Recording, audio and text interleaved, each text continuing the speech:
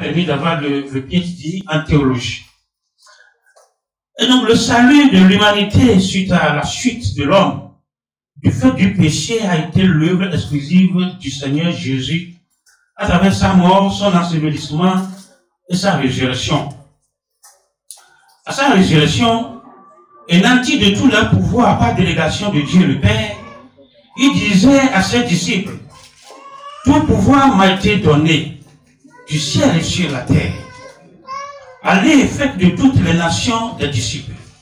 les baptisant au nom du Père, du Fils et du Saint-Esprit, et enseignez-leur à observer ce que je vous ai prescrit. »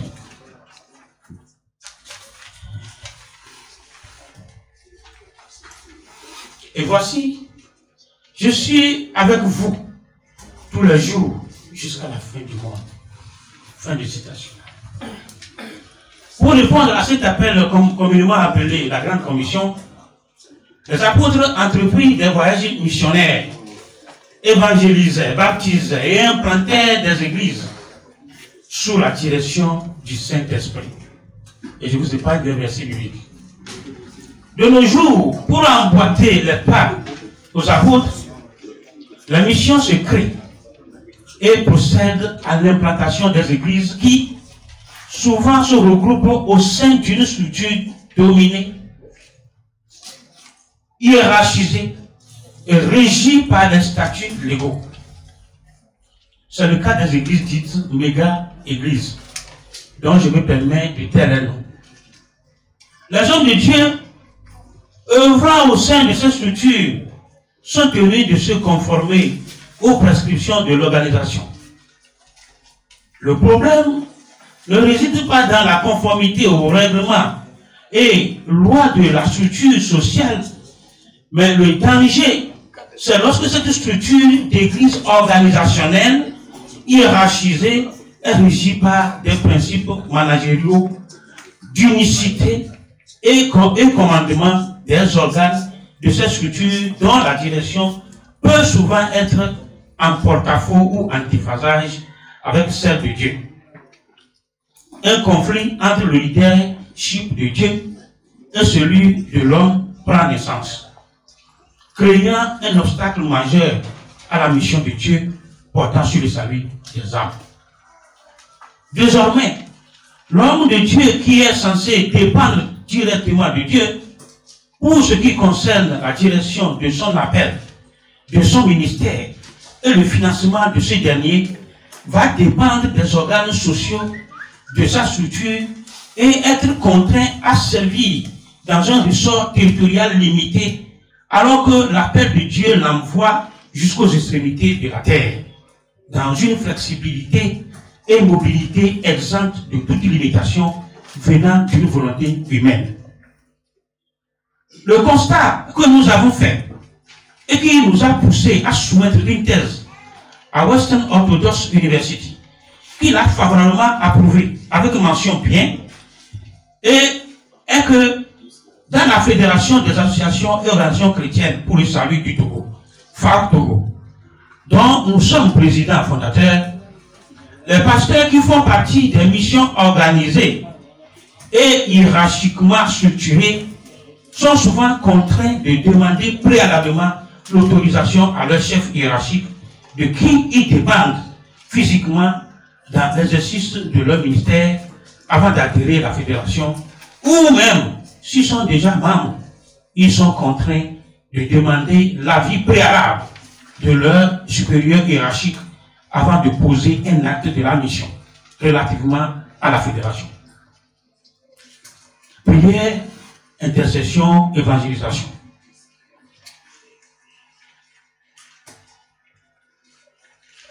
Même quand Dieu leur parle visiblement et les envoie, ils ne sont pas libres de leur mouvement et ne peuvent pas réagir spontanément. Les organes de la structure constituant des freins et barrières à leur égard. Désormais, ils reçoivent leur affectation des organes sociaux de leur structure comme de simples fonctionnaires, alors que les envois en mission doivent provenir de Dieu lui-même. Envoi en mission, ça c'est un exemple parmi tant d'autres, envoie en mission par le Saint-Esprit. Et là, nous avons vu le cas de Philippe. Un ange du Seigneur s'adressant à Philippe lui dit, lève-toi et va du côté du midi sur le chemin qui descend de Jérusalem à Gaza. Celui qui est désert. Acte 8, verset 26. Et nous vous faisons grâce des autres citations pour dire, si la mission est essentiellement l'œuvre du Saint-Esprit, que se passe-t-il aujourd'hui au sein des structures hiérarchisées?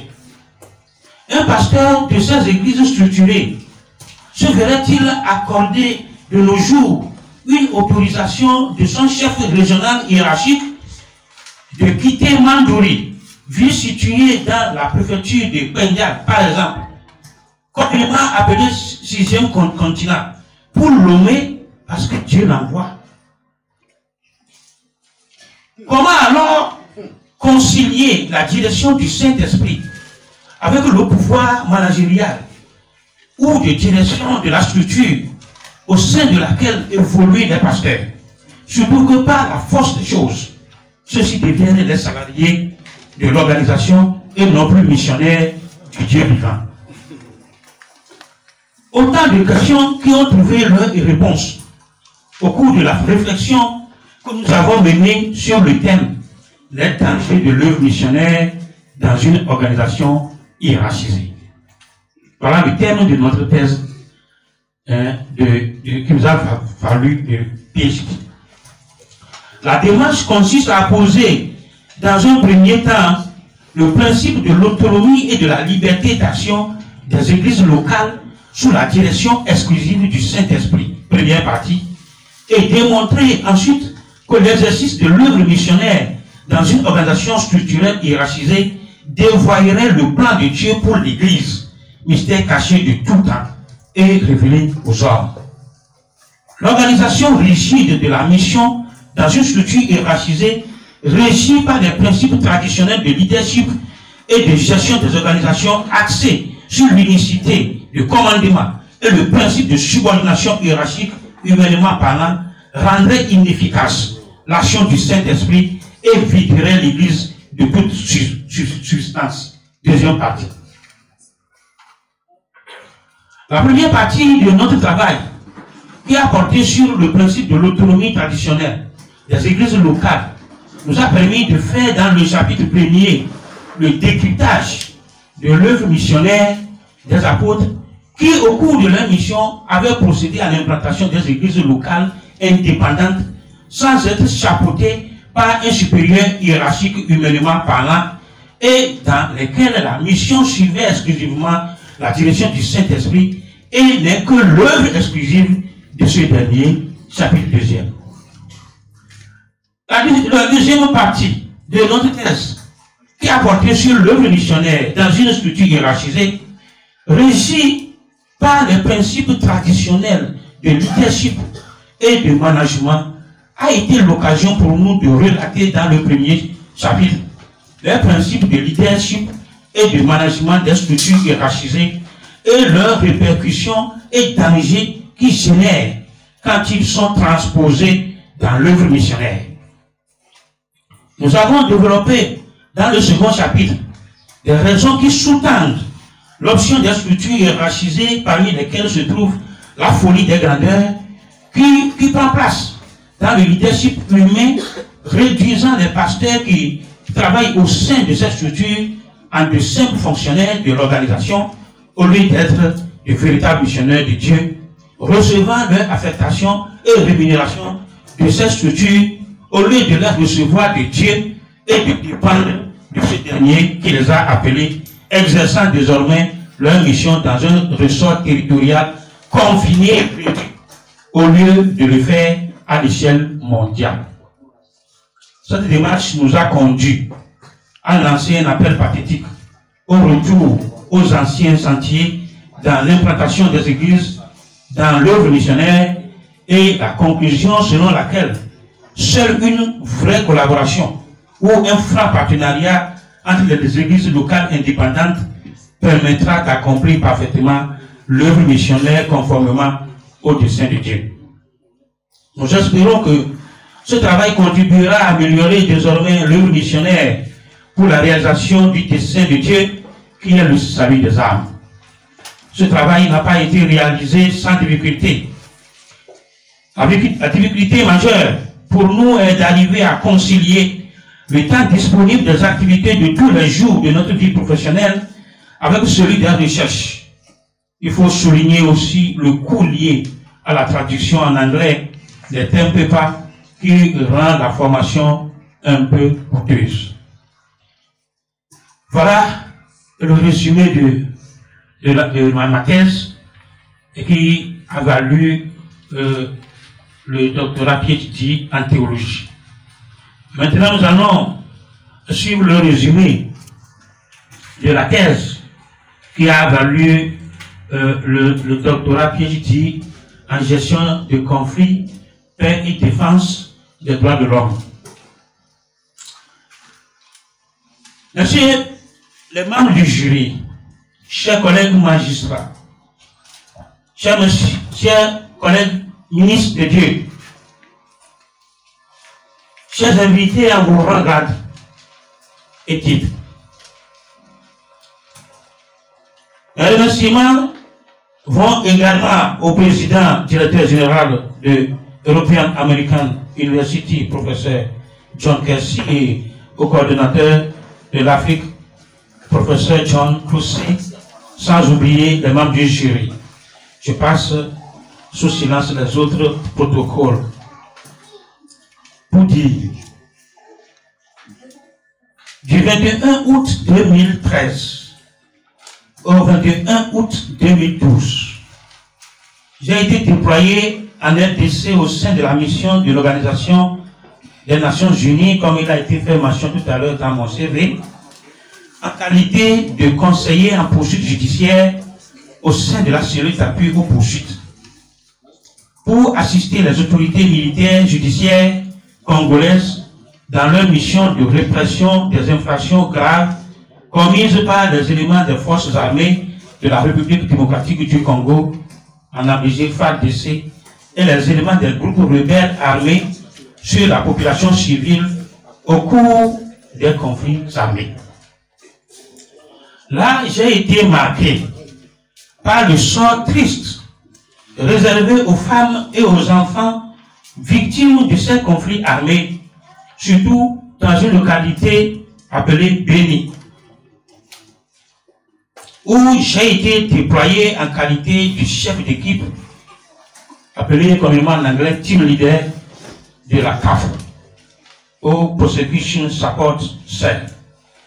venant de Kindu, ville située dans la province de Maniema, où j'avais été déjà un an auparavant, depuis mon arrivée dans la mission. Les atrocités de guerre dont j'ai été témoin m'ont profondément marqué et m'ont finalement poussé à travailler dans le cadre de la soutenance d'une thèse pour l'obtention du diplôme de doctorat sur le thème « La protection judiciaire des femmes et des enfants, couches vulnérables en période de conflit armé à Béni et de ses environs, dans le Nord Kivu en République du Congo, dans le cadre du mandat de la MONUSCO. » Voilà le thème. Cette thèse, je l'ai présentée à European American University, qui l'a favorablement approuvée avec mention bien et qui m'a délivré le diplôme du doctorat d'État PhD en gestion de conflits, paix et défense des droits de l'homme, dont la cérémonie de remise nous réunit aujourd'hui, ce jour, samedi 27 mars 2021, dans les locaux de l'église baptiste Les Affranchis en Christ et baptiste si Alomé Zangara. En effet, la RDC a connu une période interminable de guerre qui s'est accentuée, surtout dans la partie est du pays, en l'occurrence à Béni, dans le Nord Kivu, occasionnant des conséquences énormes. Outre les pertes en vies humaines et dégâts matériels importants, les conflits ont entraîné l'effondrement des institutions étatiques,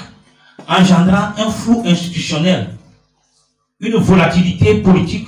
et l'incertitude, l'absence générale d'autorité pour faire respecter les lois, favorisant ainsi l'impunité, un profond sentiment de méfiance de la part des citoyens envers les autorités publiques, un cadre juridique normatif et opérationnel inadéquat, incapable d'assurer la protection des victimes au rang desquelles se trouvent les femmes et les enfants, que la loi et les conventions internationales qualifient d'office de couches vulnérables dont la protection est nécessaire. Les infractions dont cette couche est souvent victime sont qualifiées de crimes graves, à savoir crimes de génocide, crimes contre l'humanité, crimes de guerre, les infractions relatives à l'agression ou aux violences sexuelles. Les infractions communément appelées crimes internationaux sont définies par le statut de Rome instituant la Cour pénale internationale, lequel statut a été ratifié par la RDC le 11 avril 2002, incorporant ainsi directement cet instrument dans son ordonnancement juridique interne. La protection judiciaire des femmes et des enfants en période de conflit armé, dont il est question dans notre thèse, a porté sur une prise en charge holistique de ces deux couches sociales, depuis la commission des infractions dont ils sont victimes jusqu'aux réparations du préjudice, en passant par le jugement proprement dit, aussi bien par les juridictions de droit commun que par les juridictions judiciaires militaires. La première partie de notre travail, qui a porté sur le décryptage du cadre juridique institutionnel et normatif de la RDC, à travers les techniques de mapping et assessment des institutions et du cadre légal, nous a vite permis, dans le premier chapitre, de conclure que ce cadre est inadéquat pour assurer une protection efficace aux victimes en raison de la perte de confiance que les citoyens ont envers les autorités militaires judiciaires en période après conflit, souvent impliquées elles-mêmes dans les crimes objets de la répression d'une part et de la crainte des représailles des acteurs de la justice dans leur mission de dire le droit d'autre part, créant ainsi une situation d'impunité généralisée. Pour remédier à cette situation d'impunité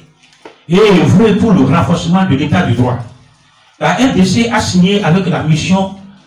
de la MONUSCO un protocole d'accord en date du 10 décembre 2011, créant des cellules d'appui aux poursuites judiciaires, en anglais Prosecution Support Cell, qui ont pour mission d'appuyer les juridictions militaires congolaises dans les enquêtes et poursuites judiciaires relatives à la commission des crimes susmentionnés. Le chapitre 2e de la première partie a été l'occasion pour nous de relater le rôle de la CAP et de ses conseillers en poursuite aux côtés des juridictions militaires judiciaires dans la poursuite des infractions. Étant une structure hybride, les missions de la CAP sont essentiellement d'assistance juridique et qui consistent à fournir des expertises en conseil juridique et technique au cours des investigations criminelles, pendant la poursuite des infractions et au cours des audiences, sans oublier son rôle de coordination des partenaires nationaux et internationaux intervenant en la matière. La seconde partie de notre travail, qui a porté sur la prise en charge judiciaire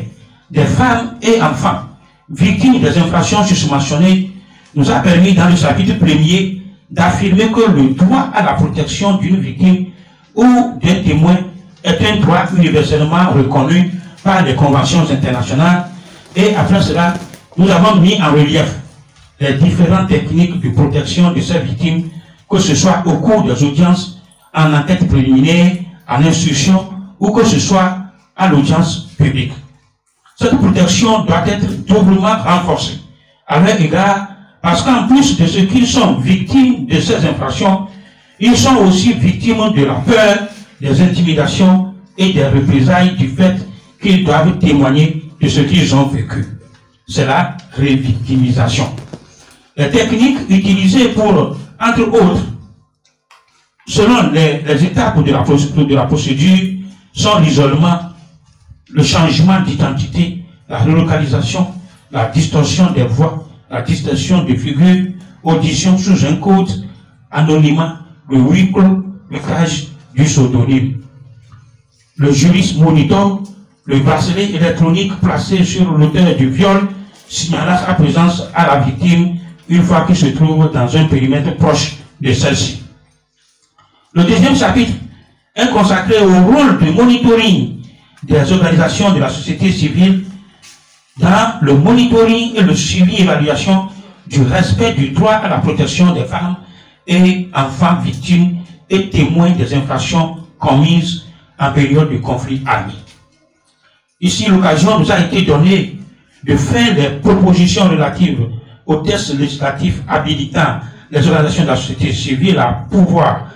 se constituer partie civile pour la promotion du droit à la protection.